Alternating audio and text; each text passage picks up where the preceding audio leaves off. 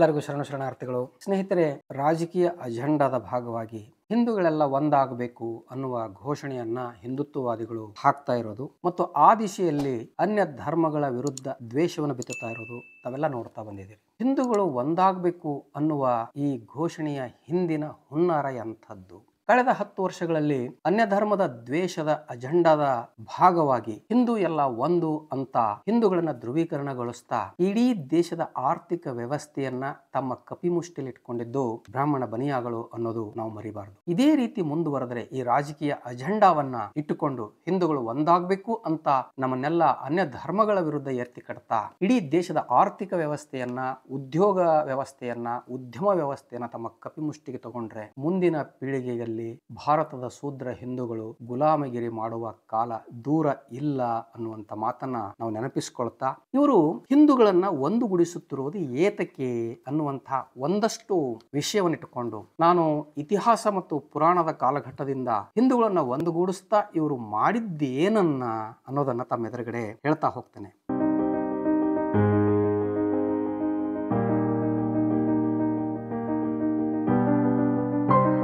ಹಿಂದೂಗಳನ್ನ ಒಂದುಗೂಡಿಸುವುದು ಏತಕ್ಕೆ?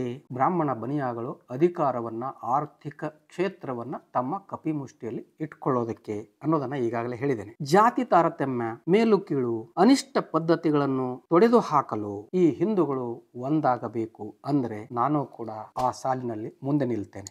ಜಾತಿ ವ್ಯವಸ್ಥೆಯನ್ನು ಹೊಡೆದು ಹಾಕೋಣ ಬನ್ನಿ, ಮೇಲುಕುಳಗಳನ್ನು ತೆಗೆದು ಹಾಕೋಣ ಬನ್ನಿ, ಅನಿಷ್ಟ ಪದ್ಧತಿಗಳನ್ನು ತೊಡೆದು ಹಾಕೋಣ ಬನ್ನಿ, ಅದಕ್ಕಾಗಿ ಹಿಂದೂಗಳು ಒಂದಾಗೋಣ ಅನ್ನುವುದಾದಲ್ಲಿ ಹಿಂದೂಗಳು ಒಂದಾಗಲು ಯಾವುದೇ ತಕರಾರುಗಳು ಇಲ್ಲ.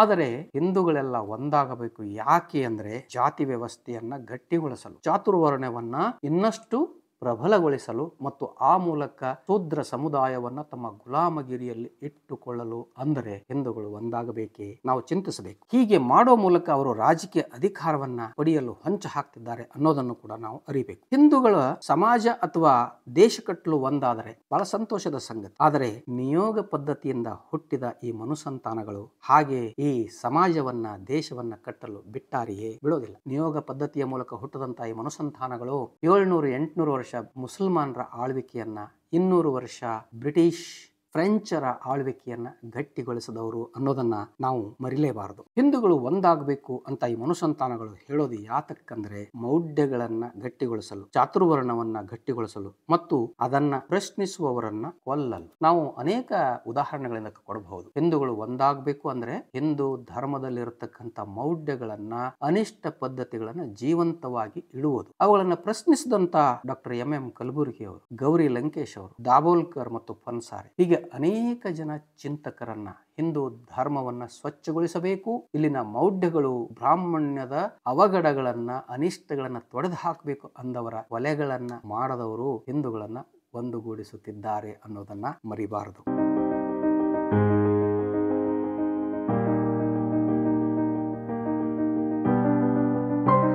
ಚಾತುರ್ವರ್ಣ ವ್ಯವಸ್ಥೆ ವಿರೋಧಿಸಿದ ಬೌದ್ಧ ಭಿಕ್ಕುಗಳಿಗೆ ಏನನ್ನ ಮಾಡಿದ್ರು? ಇವರು ಅವರ ತಲೆಯನ್ನ ಕಡಿದ್ರು. ಬೌದ್ಧ ಧರ್ಮವನ್ನ ನಾಶಪಡಿಸಲು ಇನ್ನಿಲ್ಲದಂತೆ ಪ್ರಯತ್ನವನ್ನ ಮಾಡಿದರು. ಇದು ಮಾಡುವಾಗೂ ಕೂಡ ಅವರು ಹೇಳಿದ್ದು ಹಿಂದೂಗಳೇ ಒಂದಾಗಿ ಅಂತಾನೆ. ಹಿಂದೂಗಳನ್ನ ಒಂದುಗೂಡಿಸುವ ಮೂಲಕ ಅವರು ಚಾತುರ್ವರ್ಣ ವ್ಯವಸ್ಥೆನ ವಿರೋಧಿಸಿದ ಬೌದ್ಧ ಭಿಕ್ಕುಗಳನ್ನ ತಲೆ ಕಡಿದ್ರು, ಬೌದ್ಧ ಧರ್ಮವನ್ನ ನಾಶಪಡಿಸಿದರು. ಅಸ್ಪೃಶ್ಯತೆ ಹೊಡೆದೋಡಿಸಲು ಬಸವಣ್ಣ 12ನೇ ಶತಮಾನದಲ್ಲಿ ಮಾಡಿದ ಚಳುವಳಿಯನ್ನ ಹತ್ತಿಕ್ಕಲು ಆಗಲೂ ಕೂಡ ಪುರೋಹಿತ ಶಾಹಿಗಳು, ನಿಯೋಗ ಪದ್ಧತಿಯಿಂದ ಹುಟ್ಟಿದ ಮನುಸಂತಾನಗಳು ಹಿಂದೂಗಳನ್ನು ಒಂದುಗೂಡಿಸುವ ಪ್ರಯತ್ನ ಅವತ್ತೂ ಮಾಡಿದ್ರು. ಧರ್ಮನಾಶ ಆಗ್ತದೆ, ಧರ್ಮನಾಶ ಆಗ್ತದೆ ಅನ್ನುವ ಮೂಲಕ ಹರಳಯ್ಯ ಮದುವಯ್ಯರ ಮಕ್ಕಳ ಮದುವೆಯನ್ನ ನಿಲ್ಲಿಸಲು, ಬಸವಣ್ಣನವರನ್ನ ಗಡಿಪಾರು ಮಾಡಲು ಮತ್ತು ಶರಣರ ಹತ್ಯೆ ಮಾಡಲು ಹಿಂದೂಗಳೆಲ್ಲ ಒಂದಾಗಬೇಕು ಅಂತ ಅವತ್ತು ಕೂಡ ಹೇಳಿದ್ರು.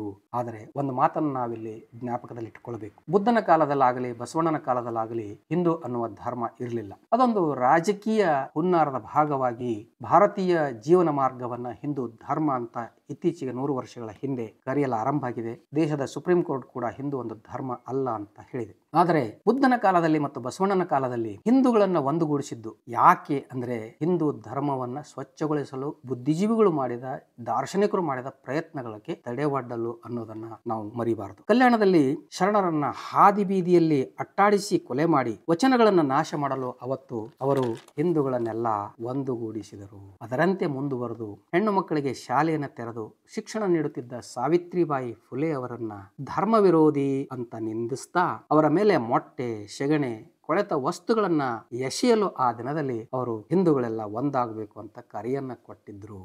ನಾವು ಇದನ್ನು ಕೂಡ ಮರಿಬಾರದು. ನಾರಾಯಣ ಗುರುಗಳು ಕೇರಳದಲ್ಲಿ ದೇವಸ್ಥಾನಗಳನ್ನು ಪ್ರವೇಶಿಸಲು ಹೋರಾಟ ಮಾಡಿದ್ರು.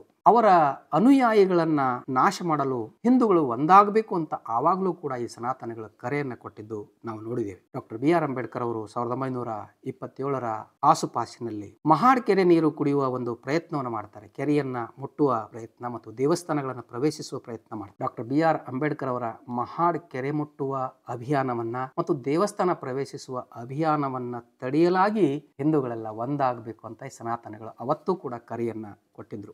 ಕೇರಳದ ಅಯ್ಯನ್ ಕಾಶಿಯವರು ಅಸ್ಪೃಶ್ಯ ಜಾತಿಯವರಿಗೆ ಶಿಕ್ಷಣಕ್ಕಾಗಿ ಶಾಲೆಯನ್ನು ತೆರೆದಾಗ ಕೂಡ ಆ ಶಾಲೆಗಳಿಗೆ ಬೆಂಕಿ ಹಚ್ಚಲು ಹಿಂದೂಗಳೆಲ್ಲ ಒಂದಾಗಬೇಕು ಅಂತ ಕರೆ ಕೊಟ್ಟವರು ಕೂಡ ಇದೇ ನಿಯೋಗ ಪದ್ಧತಿಯಿಂದ ಹುಟ್ಟಿದ ಮನುಸಂತಾನಗಳು. ಫುಲೆ, ಮಹಾತ್ಮ ಜ್ಯೋತಿಬಾ ಫುಲೆ ಮಹಾರಾಷ್ಟ್ರದ ಸಾಕ್ಷಿ ಪ್ರಜ್ಞೆ. ಅವರು ಶಿವಾಜಿ ಮಹಾರಾಜರ ಸಮಾಧಿಯನ್ನ ಸಂಶೋಧಿಸ್ತಾರೆ. ಕಂಡು ಹಿಡಿದು ಶಿವಾಜಿ ಜಯಂತಿಯನ್ನ ಮಹಾರಾಷ್ಟ್ರದಲ್ಲಿ ಆರಂಭ ಮಾಡ್ತಾರೆ. ಈ ಶಿವಾಜಿ ಜಯಂತಿಯನ್ನ ಆಚರಣೆ ಮಾಡೋದಕ್ಕೆ ಕೌಂಟರ್ ಮಾಡೋ ಸಲುವಾಗಿ, ಅದನ್ನು ವಿರೋಧಿಸುವ ಸಲುವಾಗಿ ಅಥವಾ ತನ್ನ ನಗಣ್ಯಗೊಳಿಸುವ ಸಲುವಾಗಿ ಈ ಮನುಸಂತಾನಗಳು ಅಲ್ಲಿ ಸಾಮೂಹಿಕ ಗಣೇಶ ಚತುರ್ಥಿಯನ್ನ 5 ದಿನ ಆಚರಣೆ ಮಾಡುವ ಪದ್ಧತಿ ಸ್ವಾತಂತ್ರ್ಯದ ನೆಪದಲ್ಲಿ ಆರಂಭ ಮಾಡ್ತಾರೆ ಅನ್ನೋದನ್ನು ಕೂಡ ನಾವು ಮರಿಬಾರದು. ಹೀಗೆ ಹಿಂದೂಗಳನ್ನು ಒಂದುಗೂಡಿಸುವುದು ತಮ್ಮ ಹಿತಾಸಕ್ತಿಯ ರಕ್ಷಣೆಗೋಸ್ಕರವಾಗಿಯೇ ಹೊರತು ಈ ಸಮಾಜವನ್ನು ಕಟ್ಟಲಿಕ್ಕೆ ಅಲ್ಲ ಅನ್ನೋದನ್ನ ನಾವು ಜ್ಞಾಪಕದಲ್ಲಿ ಇಟ್ಕೊಳ್ಬೇಕು.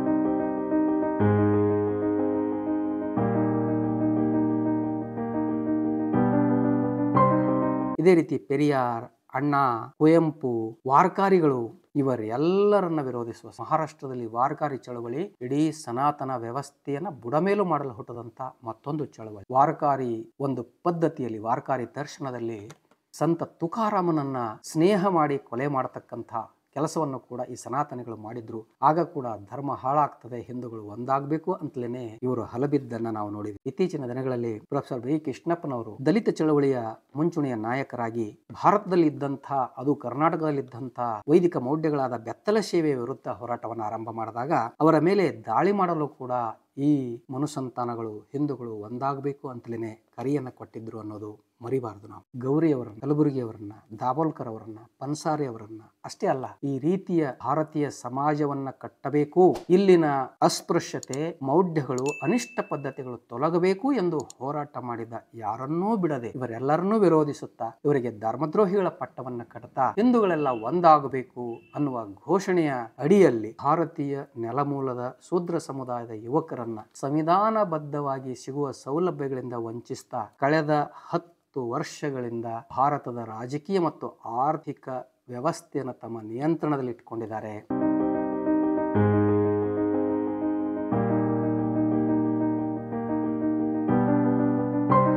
ಹಿಂದೊಮ್ಮೆ 2003ರಲ್ಲಿ ಗುಜರಾತಿನ ಚುನಾವಣೆಯಲ್ಲಿ ಇನ್ನೇನು ಸೋಲ್ತೇವೆ ಅಂದಾಗ ಹಿಂದೂಗಳೆಲ್ಲ ಒಂದಾಗಬೇಕು ಅನ್ನುವ ಮೂಲಕ ವ್ಯವಸ್ಥಿತವಾದ ಗೋಧ್ರಾ ಹತ್ಯಾಕಾಂಡ ಮತ್ತು ಗೋಧ್ರೋತ್ತರ ಹತ್ಯಾಕಾಂಡವನ್ನ ಹೇಗೆ ಫ್ಯಾಬ್ರಿಕೇಟ್ ಮಾಡಿದ್ರು ಅನ್ನೋದು ಕೂಡ ನಾವಿಲ್ಲಿ ಮರಿದೆ ಜ್ಞಾಪಿಸಿಕೊಳ್ಬೇಕು. ಇಲ್ಲಿ ಹಿಂದೂಗಳಾದವರು ಎಚ್ಚರಗೊಳ್ಳಬೇಕು. ತಾವು ಹಿಂದೂಗಳಲ್ಲ ಅಂತ ಪೇಜಾವರ ಶ್ರೀಗಳು ಹೇಳಿದಾರಲ್ಲ, ಹಿಂದೂಗಳಲ್ಲದವರು ಹಿಂದೂ ಸಮಾಜದ ನಾಯಕತ್ವ ವಹಿಸುತ್ತಿರುವುದು ಯಾಕೆ? ಈ ಪ್ರಶ್ನೆಯನ್ನು ಕೇಳ್ತಾ ಹಿಂದೂಗಳಲ್ಲದವರು ಹಿಂದೂ ಸಮಾಜದ ಬಗ್ಗೆ ಚಿಂತನೆ ಮಾಡಬೇಕಾದ ಅಗತ್ಯ ಇಲ್ಲ. ಹಿಂದೂಗಳ ಆದರ್ಶ ಬುದ್ಧ, ಬಸವಣ್ಣ, ಡಾಕ್ಟರ್ ಕಲಬುರ್ಗಿ, ಗೌರಿ, ಪನ್ಸಾರೆ, ದಾಬೋಲ್, ನಾರಾಯಣಗುರು, ಫುಲೆ ಇವರು ಆಗ್ತಾರೆ ಹೊರತು ಹಿಂದೂಗಳನ್ನ ವಂಚಿಸಿದ ನಿಯೋಗ ಪದ್ಧತಿಯ ಮೂಲಕ ಹುಟ್ಟಿದ ಮನುಸಂತಾನಗಳಲ್ಲ ಅನ್ನೋದನ್ನು ನಾವು ತಿಳ್ಕೊಳ್ಬೇಕಾಗ್ತದೆ. ಶರಣು ಶರಣಾರ್ಥಿ. ಸತ್ಯವನ್ನು ಪ್ರತಿಪಾದಿಸುವ, ಜನರನ್ನು ಜಾಗೃತಿಗೊಳಿಸುವ ನನ್ನ ವಿಡಿಯೋಗಳನ್ನು ತಪ್ಪದೆ ಎಲ್ಲರೂ ನೋಡುತ್ತೀರಿ. ನೋಡಿದಾದ ಮೇಲೆ ಈ ವಿಡಿಯೋಗಳನ್ನು ನೀವಷ್ಟೇ ನೋಡಿ ಮರೆತು ಬಿಡದೆ ನಿಮ್ಮ ಸಮೀಪದ ಬಂಧುಗಳಿಗೂ ಸ್ನೇಹಿತರುಗಳಿಗೂ ಹಂಚಿಕೊಳ್ಳುವುದನ್ನು ಮರೆಯದೆ ನನ್ನ ಈ ಚಾನಲ್ನಲ್ಲಿ ಬರತಕ್ಕಂಥ ಜಾಯಿನ್ ಆಪ್ಷನನ್ನು ನಿಮ್ಮದಾಗಿಸಿಕೊಳ್ಳಿ. ಈ ಚಾನಲ್ಗೆ ಸದಸ್ಯರಾಗುವ ಮೂಲಕ ಚಾನಲನ್ನು ಬಲಪಡಿಸುವ ಕಾರ್ಯ ನೀವು ಮಾಡ್ತಾ ಹೋದರೆ ನಾನು ಕೂಡ ಅನೇಕ ನಿಗೂಢವಾಗಿ ಮರೆಯಾದ ವಿಷಯಗಳು ತಮ್ಮೆದುರುಗಡೆ ಇಡ್ತಾ ಹೋಗ್ತೇನೆ. ಎಲ್ಲರಿಗೂ ಶರಣು.